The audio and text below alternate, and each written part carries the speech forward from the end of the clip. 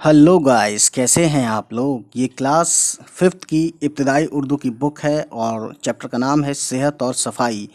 तो आज इस चैप्टर को पढ़ने के लिए आज हमारे साथ आप इस वीडियो को पूरा देखें, और जिसके पास ये बुक नहीं है तो उसको ये वीडियो इसलिए देखनी चाहिए क्योंकि उसकी रीडिंग प्रैक्टिस अच्छी होगी, ठीक है। और दूसरी चीज़ ये है कि जिसको लगता है कि मैं तेज़ पढ़ रहा हूँ तो यहाँ जाके ये थ्री डॉट्स हैं ऊपर से, यहाँ से स्लो कर सकता है, या अगर लगता है कि मैं फास्ट पढ़ रहा हूँ स्लो कर ले, और स्लो पढ़ रहा हूँ तो फास्ट कर ले, ठीक।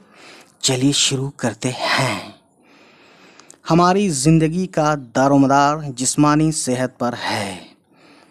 दारोमदार यानी कि बेस्ड, यानी कि जो ज़िंदगी का जो पूरा वो है खेल है ना, वो किस पे है, हमारी सेहत पर है। सेहत के लिए अच्छी ग़िज़ा, ग़िज़ा यानी कि खाना पीना, खुली और ताज़ा हवा और सफाई निहायत ज़रूरी है। गंदगी से तरह तरह के कीड़े और जरासीम पैदा होते हैं। जरासीम बोलते हैं कीटाणु। मक्खियों और मच्छरों को तो हम देख सकते हैं और ये भी जानते हैं कि जहाँ ज़्यादा गंदगी होती है ये वहीं ज़्यादा पैदा होते हैं। हज़ारों जरासीम ऐसे होते हैं जिन्हें हम आँखों से नहीं देख सकते। कीड़े मकोड़े और बहुत से जरासीम इंसान की सेहत के दुश्मन हैं, ठीक, ये बात सच है। उनको जैसे ही मौका मिलता है इंसानी जिस्म पर हमला कर देते हैं। इससे मुख्तलिफ बीमारियां पैदा होती हैं। बीमारियों से महफूज रहने के लिए बस्ती, मोहल्ले, घर और लिबास की सफाई, लिबास बोलते हैं कपड़े लत्ते, लिबास की सफाई के साथ जिस्म की सफाई भी ज़रूरी है। जिन लोगों को नहीं पता है जिस्म किसे बोलते हैं, जिस्म बोलते हैं उर्दू में जिस्म बोलते हैं शरीर को, बॉडी को, बॉडी, ठीक है। इंसानी जिस्म में जिल्द यानी कि स्किन, त्वचा जिसे बोलते हैं त्वचा, जिल्द की बड़ी अहमियत है। जिल्द हमारे जिस्म का कुदरती लिबास है। ये हमारे जिस्म को बाहर की गंदगी से बचाती है। जिल्द की दो परतें होती हैं, परतें यानी कि लेयर्स, एक बैरूनी और दूसरी अंदरूनी, ठीक है। बैरूनी यानी बाहर का, अंदरूनी यानी अंदर का। बैरूनी परत यानी वो हिस्सा जो हमें नज़र आता है, इसमें रगें नहीं होती यानी नसें। जिल्द जब तक सही और सालिम रहती है, सही और सालिम यानी कि ठीक ठाक रहती है, जिस्म में जरासीम दाखिल नहीं हो पाते। जिल्द कहीं मोटी होती है, कहीं पतली। जिस्म के जो हिस्से ज़्यादा इस्तेमाल होते हैं वहाँ जिल्द मोटी भी होती है और सख्त भी, यानी कि टफ भी, जैसे तलवे और हथेली। तलवे यानी पैर के सबसे लोअर जो पार्ट होता है ना, और हथेली तो आप जानते हैं ये।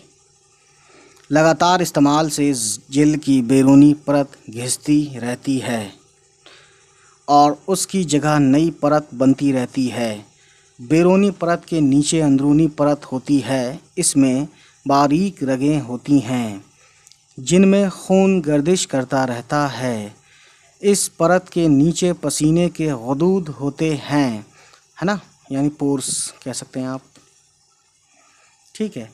जिल्द हमारे जिस्म पर ग़िलाफ़ की तरह मंडी होती है। ग़िलाफ़ यानी कि कवर है ना।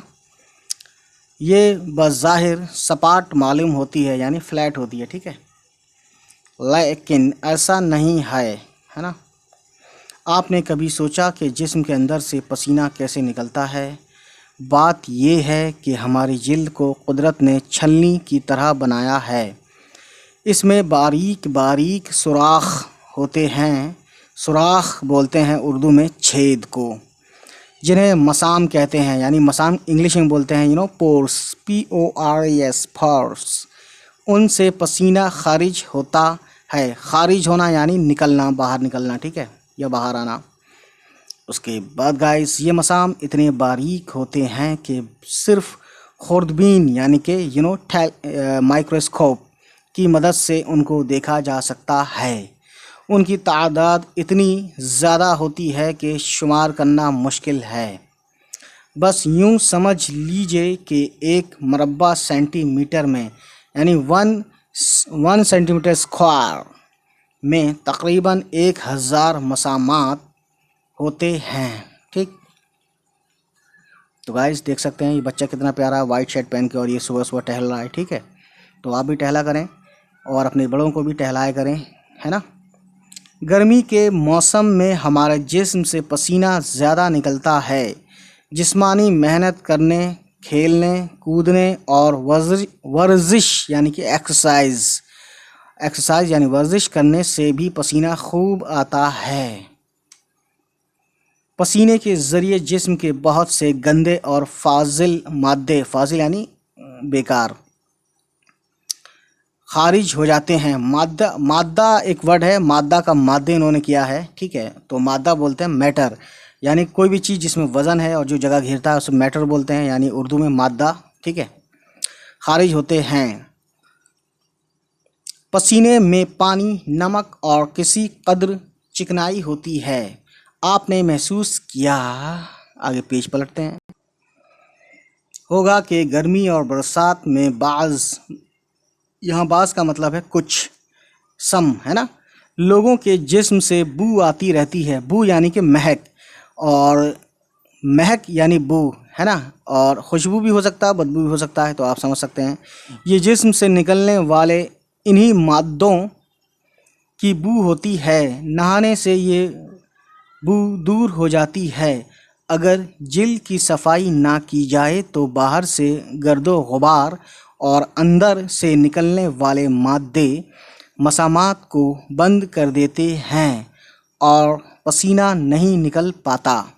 तो गाइस कहने का मतलब और मकसद ये है कि पसीना निकलना यानी कि आप सेहतमंद हैं। ठीक है, यानी बहुत ज़्यादा नहीं, मतलब कम पसीना निकलना चाहिए, वो ज़रूरत के हिसाब से। बदन पर मैल जम जाता है, जिस्म पर फोड़े फुंसियाँ निकलने लगती हैं।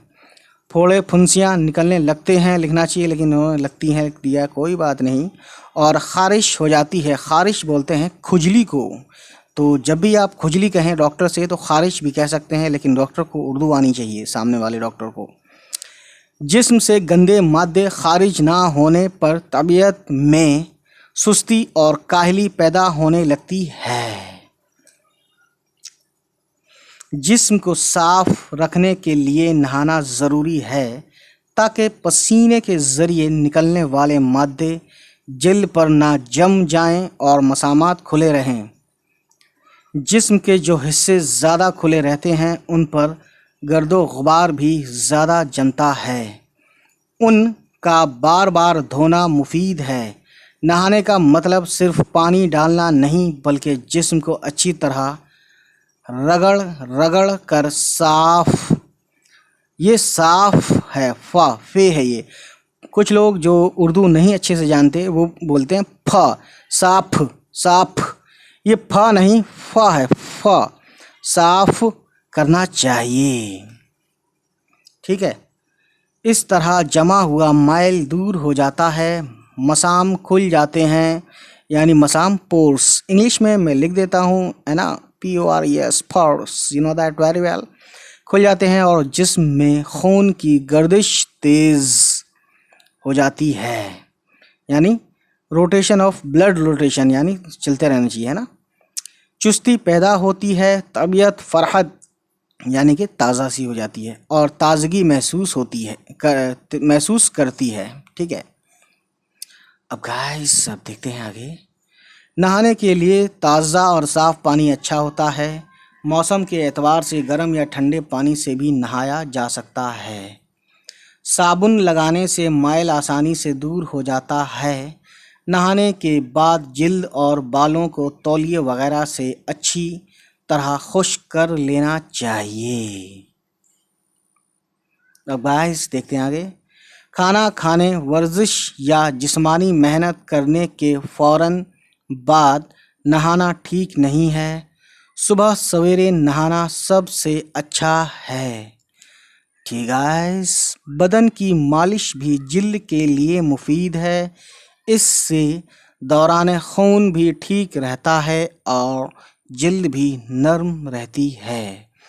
तो गाइस उम्मीद करता हूँ ये वीडियो आपको पसंद आई होगी। तो प्लीज़ इसी तरीके से वीडियो और भी ज़्यादा वीडियोस और सॉल्यूशन पाने के लिए, है ना, और उर्दू वर्ड्स मीनिंग का वीडियो पाने के लिए हमारे चैनल को सब्सक्राइब करें और वो जो बटन उसको दबा दें लाल वाले को, और रिंग बटन को भी दबा दें जो बेल की घंटी है। ठीक है, चलिए मिलते हैं, बाय बाय, टेक केयर। और नेक्स्ट टाइम इसके हम क्वेश्चन आंसर भी लाएंगे। ठीक है, बाय बाय, टेक केयर।